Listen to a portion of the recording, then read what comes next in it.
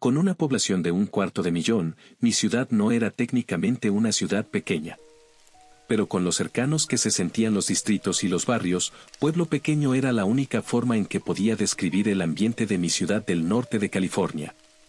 Al estar formada por una mayoría de residentes de clase media alta, podía permitirse cosas que otras ciudades más pobladas y económicamente diversas no podían. Grandes extensiones de reservas naturales y espacios abiertos dividían cada uno de los barrios principales, creando unos bosques profundos más allá de nuestros bien cuidados céspedes. Pasé mucho tiempo en nuestra reserva natural local, la cual era una pequeña llanura con unos pocos árboles que hacía la transición a una franja moderada de bosque. El inicio del bosque estaba marcado por un arroyo que dividía la reserva en dos, y fue aquí, dentro del arroyo, donde apareció por primera vez un cubo liso de piedra del tamaño de un cobertizo, sin entrada, sin ventanas y sin nada que lo identifique. Esto puede resultar sorprendente, pero gran parte del norte de California y la región del Valle Central son zonas de inundaciones. La gente tiende a olvidar eso en las décadas de sequía que han asolado la zona. Ha habido algunas tormentas esporádicas aquí y allá, pero nada sustancial. Eso fue hasta principios de este invierno. En un solo día cayó 15 centímetros de lluvia, inundando gran parte de la zona. Fue la mayor cantidad de lluvia registrada en un día en varios condados, pero cuando las lluvias invernales se retiraron, también lo hicieron los arroyos, dejando atrás lo que el diluvio arrastró. Fui el primero en encontrarlo, bajando al lecho del arroyo, ahora con solo un hilo de agua en movimiento. No me sentí mal, no tenía ninguna sensación de peligro al acercarme a él. Y cuando coloqué la mano sobre la piedra lisa y fría, no hubo ninguna sensación de ansiedad. Podría haber pensado que era una roca de forma única, si no fuera porque me di cuenta de que estaba hueca. Mi amigo John creía que era una antigua cripta y estaba seguro de que encontraríamos momias o artefactos nativos, pero yo nunca había leído que los nativos construyeran estructuras así.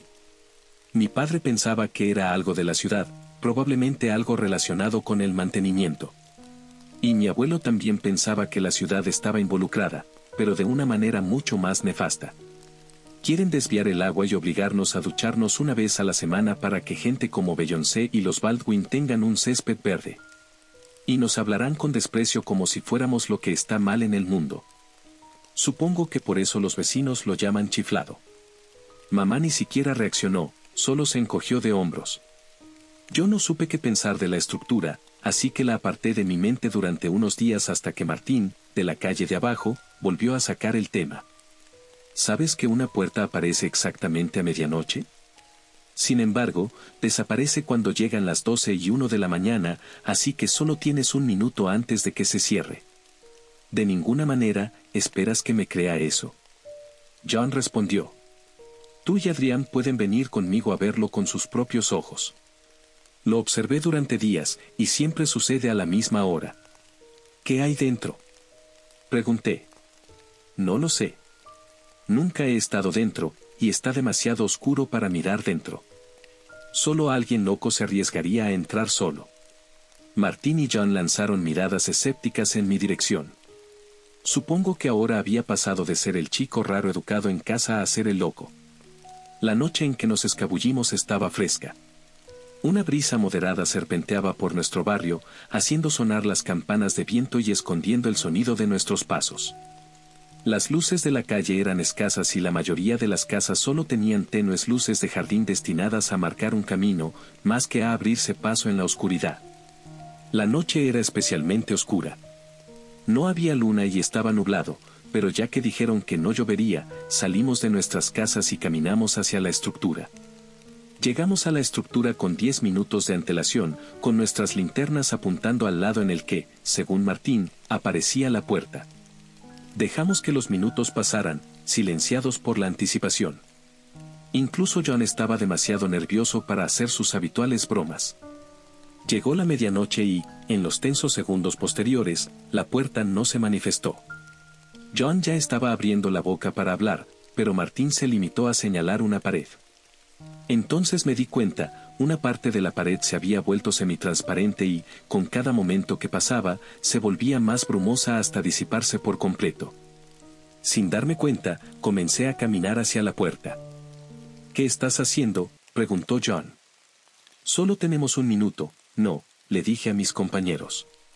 Martín asintió, pulsó un botón de su reloj y me siguió. Ion vaciló un momento antes de adelantarse. Cuando llegamos al umbral de la puerta, dudamos un segundo, encendimos nuestras linternas y no vimos nada interesante. El interior era igual que el exterior, de piedra lisa. Lo único que parecía extraño era que había manchas en la pared. Al principio pensé que eran grafitis, pero en los segundos que tuve para examinarlo, me di cuenta de que era algún tipo de lengua extranjera. Los símbolos tenían bastantes puntos en común entre sí, por lo que debía tratarse de algún tipo de frase. No pude reconocerlo como un idioma específico, de hecho, no tenía ningún parecido con ningún idioma humano.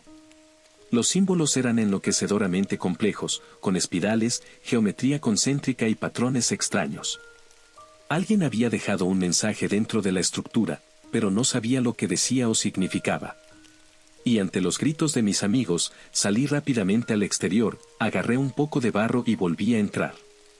Garabateé rápidamente una palabra, hola. 10 segundos, dijo Martín. John fue el primero en salir, con Martín pisándole los talones. Yo lo seguí, y observé cómo el muro se materializaba y solidificaba ante nuestros ojos. Volvimos a nuestras casas con valentía, no importaba si nos atrapaban ahora, habíamos visto lo que había en el interior de aquella extraña estructura. Y no pude evitar obsesionarme con aquel lenguaje que pensé que era alienígena, así que comencé a pensar en regresar y hacer fotos. Esperaba que, de alguna manera, fuera capaz de descifrar el significado de ese mensaje, pero al llegar a casa, un nuevo pensamiento surgió en mi interior. ¿Sería posible que ese cubo fuera un puente entre dos dimensiones durante un minuto a medianoche? Y el significado de los símbolos podría ser un saludo, igual que lo que escribí en la pared. ¿Sería posible entrar en la habitación, dejar que se sellara y llegar a cualquier paisaje alienígena al que condujera? Me fui a la cama con estos pensamientos, ansioso por saludar al amanecer porque sabía que encontraría mi respuesta a medianoche. Cuando desperté, me apresuré a planificar mi nuevo viaje al cubo. Y al anochecer me encontré frente a ese cubo 10 minutos antes de la medianoche. John, Martín y otra media docena de chicos que reconocí del vecindario estaban junto a ellos. ¿Qué está pasando? ¿Por qué los trajiste?, pregunté. No es peligroso, así que ¿por qué no íbamos a hacerlo?, respondió Martín mientras se encogía de hombros. Comencé a pensar sobre si era realmente seguro. No había nada que indicara lo contrario, pero no había ninguna garantía. A medida que los minutos se acercaban a la medianoche, comencé a sudar frío. Pensé que tal vez mis suposiciones sobre el cubo fueron precipitadas. ¿Quién podría asegurar que no saldría una criatura alienígena de la estructura? ¿O que el mensaje no era un saludo? «Está pasando», gritó John. Mi cabeza se inclinó hacia el cubo y todos se reunieron alrededor de una puerta que se estaba manifestando. Me ajusté la mochila y me preparé cuando la puerta finalmente estabilizó su existencia. El cubo estaba vacío, y nadie se atrevió a entrar al cubo. Los segundos pasaron dolorosamente, y mi corazón comenzó a litar más rápido. Di un paso hacia adelante y un niño que conocía como Thomas encontró el valor para poner un pie dentro. Y cuando vio que no había ningún peligro dentro, entró de lleno. Yo dejé escapar un suspiro de alivio, pero mi miedo regresó cuando Thomas gritó. Se adentró demasiado en la estructura y no podía verlo, y mientras el resto de los niños se dispersaban y corrían en todas direcciones, yo me acerqué. Cuando entré a la estructura para ver mejor a Thomas, vi que luchaba contra el agarre de un tentáculo negro. A medida que me acercaba, vi que algo amorfo en el techo se aferraba a él. Se arrastró hacia abajo en un movimiento fluido y rápido como un látigo, y atrajo a Thomas hacia su masa. Después salió disparado de la habitación, hacia un niño que huía y lo atrapó con sus apéndices, elevando al chico que gritaba en el aire. Su forma era inconsistente. En un momento tenía lo que parecía 1.000.000 de brazos y miembros retorcidos que luchaban por separarse unos de otros, y en un otro, era suave y uniforme. El niño fue absorbido por su masa, y después corrió hacia otro niño, que huyó hacia el denso bosque. Me quedé solo con los gritos, en el eco de las fauces del cubo. De un momento a otro el tiempo se ralentizó, y vi que la puerta empezaba a materializarse a medida que los segundos avanzaban hacia el final de la medianoche. Tomé la decisión más tonta de mi vida aquella noche y me lancé hacia la puerta que se desvanecía. Medio segundo después de haber entrado, la puerta se selló y me sumergí en la oscuridad. No sé durante cuánto tiempo me quedé en la oscuridad. Dejé que la oscuridad impregnara mi ser, a pesar de que tenía una linterna en la mochila y podía haberla disipado en cualquier momento. Sentí que merecía sentarme y reflexionar aquí. Por un momento, me sentí como si estuviera atrapado en esa etapa entre la vigilia y el sueño, ese estado temporal de trance, y entonces se hizo la luz. Mis ojos se esforzaron en enfocar el mundo más allá de la puerta, y me dejó con la boca abierta. Esperaba ver ciudades alienígenas, pero lo que vi fue un extenso e interminable prado de flores amarillas. Dudé en salir del cubo por un momento, consciente de que la oportunidad de atravesarla se reducía. Pero pensé que era una oportunidad única en la vida, así que decidí salir. No recuerdo cuándo salí del cubo. En un momento estaba en su umbral, y al siguiente estaba frente a unas colinas onduladas de color amarillo y verde, con una docena de cuadrados grises dispersos entre ellas. Eran cubos, todos tenían puertas que llevaban a otro lugar, pero no tenía forma de saber cuál llevaba a mi mundo. Y de la nada una sombra cayó sobre las flores, y sobre mi silueta. Era demasiado grande teniendo en cuenta la distancia, y demasiado angulosa, como si hubiera empezado a estirarse y deformarse. A medida que la sombra se alargaba y se acercaba a mi cuerpo, vi las incontables masas retorcidas que contenía. Me esforcé por pensar en una forma de escapar de ella, de volver a casa. Y recordé que el cubo en el que había llegado tenía que estar cerca, así que corrí hacia el cubo más cercano y entré. Después me giré para ver a unas entidades que lanzaron unos tentáculos hacia mí, pero la puerta del cubo ya se había cerrado, lo que me hizo saber había pasado menos de un minuto en este extraño mundo. Cuando volví a ver la luz, vi que era la tenue luz de luna. Me levanté y salí al lecho del arroyo, que ahora estaba marcado con cinta policial, parecía la escena de un crimen. Las horas siguientes fueron un espectáculo, con preguntas de mis padres, de la policía y de periodistas. Mi historia que les conté fue sencilla: alguien salió corriendo del cubo y se llevó a unos niños. En el caos que siguió, me agredieron y me dejaron inconsciente.